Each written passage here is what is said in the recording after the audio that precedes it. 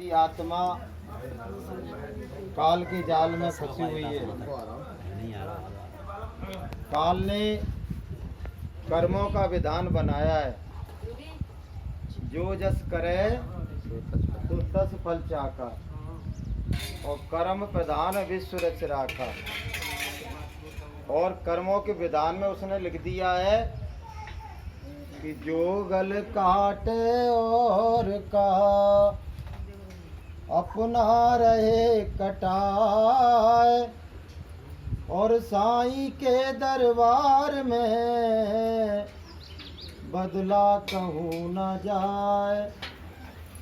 जो दूसरों का गला काटते हैं, जो दूसरों के मुर्दे मांस को खाते हैं, उनको बार बार अपना गला कटवाना पड़ता है।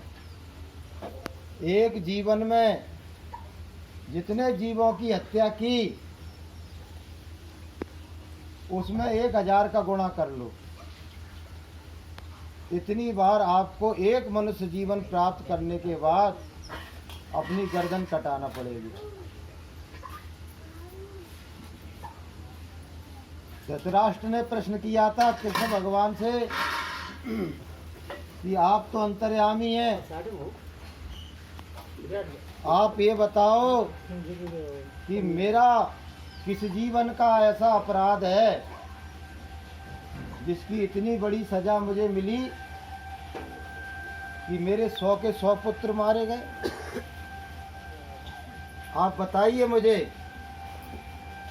तो भगवान कृष्ण ने कहा कि एक जीवन में तुम राजा थे, किसी नगर के राजा थे, तो उस नगर में एक धार्मिक दंपत्ति रहते थे। उनके पास हंसनी का जोड़ा था। वो कहीं तीर्थ करने जा रहे थे, तो उन्होंने कहा इसको हंसनी को हम कहाँ ले जाएंगे। तो उन्होंने क्या किया, राज दरबार में आके प्रार्थना की कि राजन आप प्रजापालक हैं और आप ऐसा करो कि हमारे इस जोड़े को अपने पास रख लो, और जब हम साल 6 महीने पहले पैदल जाया जाता था, लौटे आए तो लौटे आए, नहीं लौटे तो नहीं लौटे। तीर्थों में जाना यानी अंतिम यात्रा, तो लौटे आएंगे तो हमको दे देना, नहीं आप रख लेना। तो साल 2 साल के बाद वो देशाटन करके लौटे। तब तक क्या हुआ, हंस और हंसनियों ने लगातार 100 अंडे दिए, अंडे देते रहे, और ये राजा क्या करता रहा कि उनके अंडों को भून भून के तल तल के खाता रहा। जब वो लौट के आए तब तक 100 का आंकड़ा हो गया कि 100 अंडे हंसनियों ने दिए और राजा 100 के 100 खा गया। अब जब वो आए तो राजा ने कहा कि आप अपने जोड़े को ले जाओ, तो वो ले आए। लेकिन वो जो 100 अंडे खाए थे, उसका बदला ये मिला कि द्वापर में जब वो धृतराष्ट्र बने तो उनके 100 पुत्रों का वध हुआ, 100 के 100 पुत्र मरे। तो दुनिया में हम जो कुछ भी करते हैं उसका प्रतिफल हमको देना पड़ेगा, उससे हम बच नहीं सकते हैं। कि करना था सो ना किया, और अब करता क्या हो, और बोया पेड़ बबूल का तो आम कहाँ से होए। पिछले जीवन में हमने जो कुछ किया उसका प्रतिफल आज मिल रहा है, और आज हम जो कर रहे हैं उसका प्रतिफल आने वाले जीवनों में हमको मिलेगा। इसलिए गुरु महाराज कहते हैं कि किसी का गला नहीं काटो, किसी की हत्या नहीं करो, किसी की मुर्दे मांस को नहीं खाओ, और नहीं तो तुमको बदले में अपने मांस को खवाना पड़ेगा, अपने मांस को देना पड़ेगा। ये परिवर्तन का समय है। कुदरत विनाश के लिए तैयार खड़ी है। गुरु महाराज ने कहा था, चंडी रूपी देवता देश देश के भ्रमण के लिए निकल चुका है। पहले क्या करेगा वो? देश देश के अर्थ को, रुपयों को, पैसों को, मनी को वो गायब कर देगा, उसको गायब कर देगा, अर्थ की कमी कर देगा। पहला काम उसका ही बताया था गुरु महाराज ने, आपको याद होगा। तो उसने किया, उसने ऐसा किया कि तमाम देश, कल ही उसमें रिपोर्ट आ रही थी कि पाकिस्तान में 22 करोड़ की आबादी है, 11 करोड़ लोग एक टाइम रोटी खाते हैं, अन्न का दाना नहीं मिल रहा है। नींबू का भाव क्या है वहाँ पता है आपको? 1200 रुपये किलो, 1200 रुपये किलो। और श्रीलंका में एक सिलेंडर 5000 रुपये का मिल रहा है। दालों के दाम 500 से लेकर 700 रुपये किलो। तो उसने अर्थ की कमी कर दी। हमारा देश धर्म कर्म का देश है, इसलिए थोड़े से हम बचे हुए हैं। लेकिन चंडी ने अपना काम, पहला काम खत्म कर दिया। अब दूसरा काम गुरु महाराज ने क्या कहा था? उसका दूसरा काम ये होगा कि देश देश के राष्ट्राध्यक्ष, उनके पास बड़े बड़े परमाणु बम, हाइड्रोजन बम, न्यूट्रॉन बम, इलेक्ट्रॉन बम उनके पास है, लेकिन छोड़े नहीं हैं तो सैकड़ों सालों से। कोई 60 साल से रखे है, कोई 80 साल से रखे है। लेकिन अब चंडी करेगा ये काम। वो क्या करेगा? उनके दिमाग पर बैठ जाएगा, मन मस्तिष्क पर बैठ जाएगा और उनका मन खराब कर देगा। और ऐसा मन खराब करेगा कि एक देश दूसरे देश पर वो बम छोड़ना, फेंकना शुरू कर देंगे। और उनकी गति क्या है पता है आपको? किसी किसी के पास तो ऐसी ऐसी मिसाइलें हैं कि 25,000 किलोमीटर 1 घंटे में पार कर जाती है। मतलब अब इंसानी विनाश करना इतना क्विक हो गया है कि सेकंडों में पता नहीं लगेगा, देश के देश साफ होते चले जाएंगे, देश के देश साफ होते चले जाएंगे। रूस ब्रिटेन से कह रहा है कि 2 मिनट लगेंगे, पूरा देश नष्ट कर दूंगा, एक चिड़िया भी नहीं बचेगी तेरे देश में। तो ब्रिटेन कह रहा है मैं 1.5 मिनट में कर दूंगा। ये हाल मचा हुआ है। और हम क्या कहते हैं? चैन की बंसी बजा रहे हैं। पाप करने वाले पाप कर रहे हैं, शराब पीने वाले शराब पी रहे हैं, कबाब खाने वाले कबाब खा रहे हैं। और रिश्वत लेने वाले तो ये सोच रहे हैं कि मिलाई की तरह चाटते जाओ, लेते जाओ, खाते जाओ और अपना घर भरते जाओ। दूसरों की ना चिंता है ना फिक्र है कि वो मर रहा है कि जी रहा है। लेकिन कुदरत, गुरु महाराज क्या कह रहे हैं? कुदरत अपना काम करेगी। कुदरत है तैयार खड़ी, आगे तबाही बड़ी बड़ी बड़ी तबाही आने वाली है। होगा विनाश भारी, धरा पर मचेगी हाहाकारी। और ऐसे खराब समय में प्यारे सतगुरु ही रक्षा करेंगे हमारी। बोलिए प्रेम से, दूसरा कोई रक्षा करने वाला नहीं है। देखो, जो कुछ भी दुनिया में होगा वो ईश्वर की मर्जी से होगा। और जो काल है वो दयाल की सलाह के बगैर एक कदम आगे बढ़ने वाला नहीं है।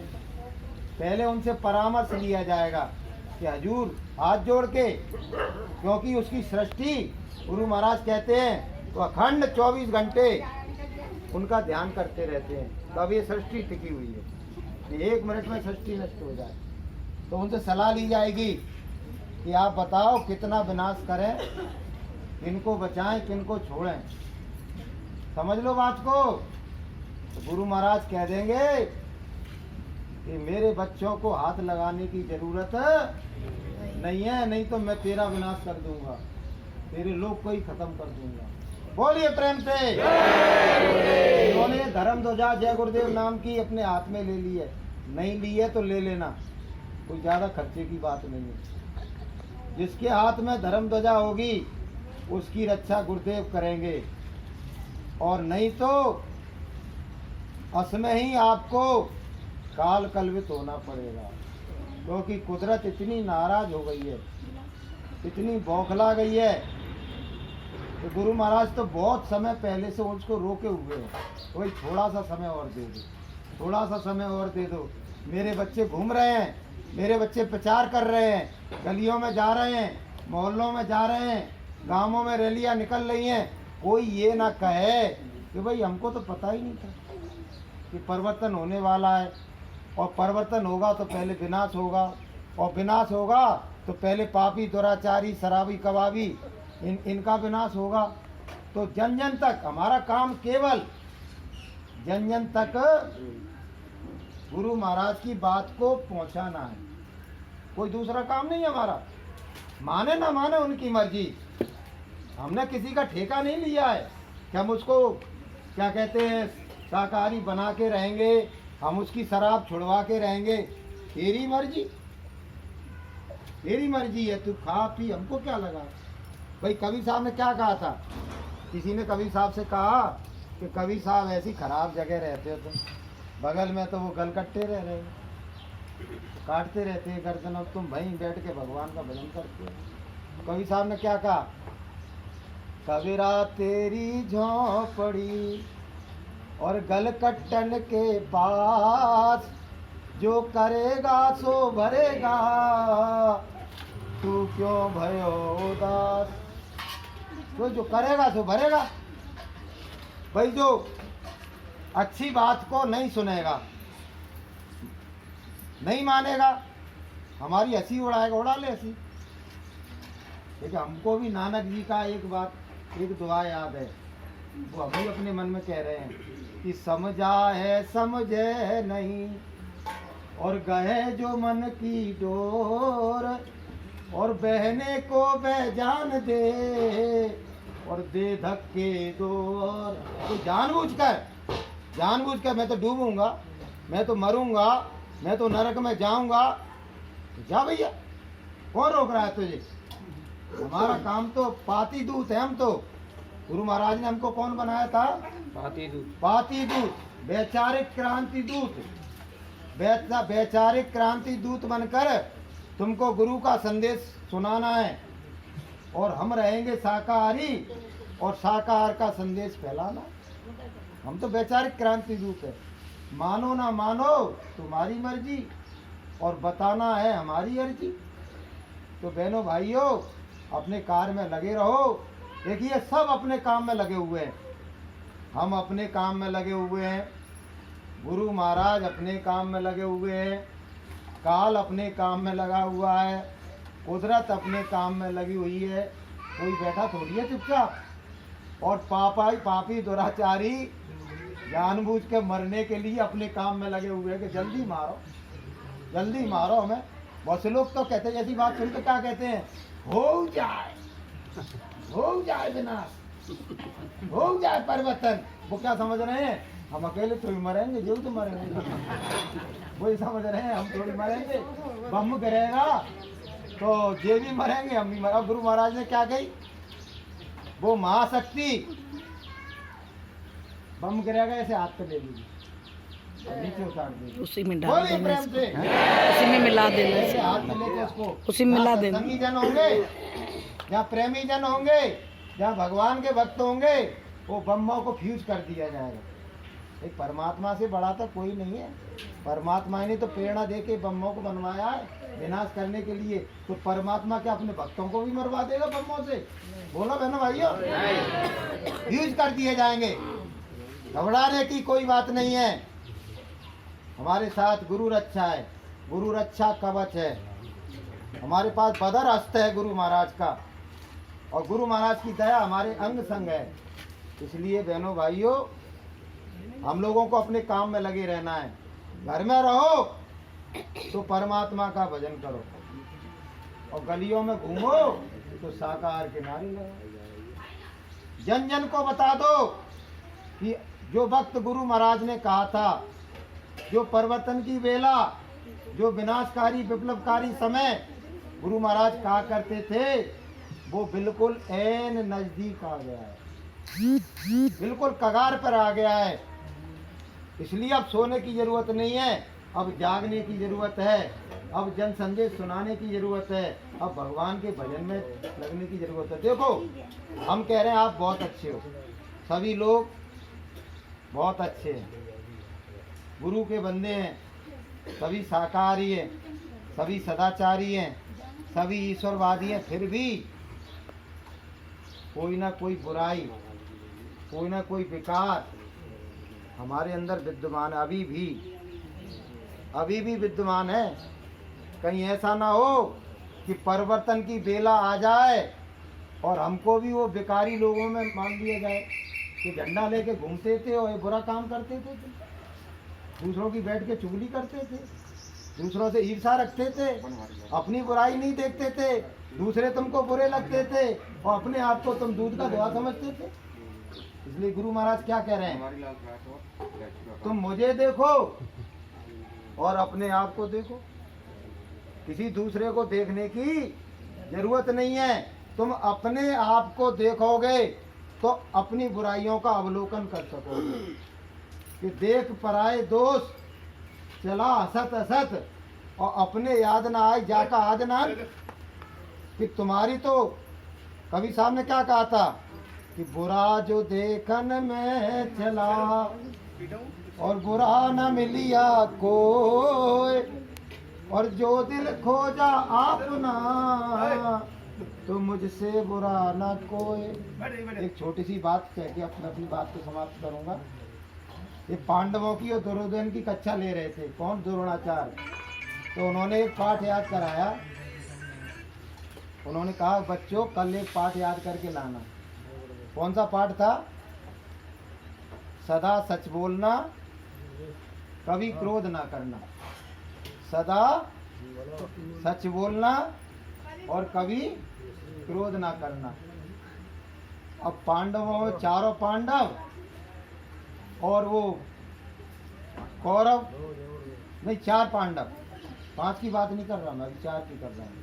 चार पांडवों ने कहा कि गुरुदेव हमको तो तुमने सुनाया, हमको फट याद हो गया। बोले बेटा बता दे। अर्जुन से कही, यही तो कही आपने, सदा सच बोलो और कभी क्रोध मत करो। आवाज बेटा बैठ जा, बैठ, बढ़िया सुनाया। दुर्योधन तुम सुनाओ।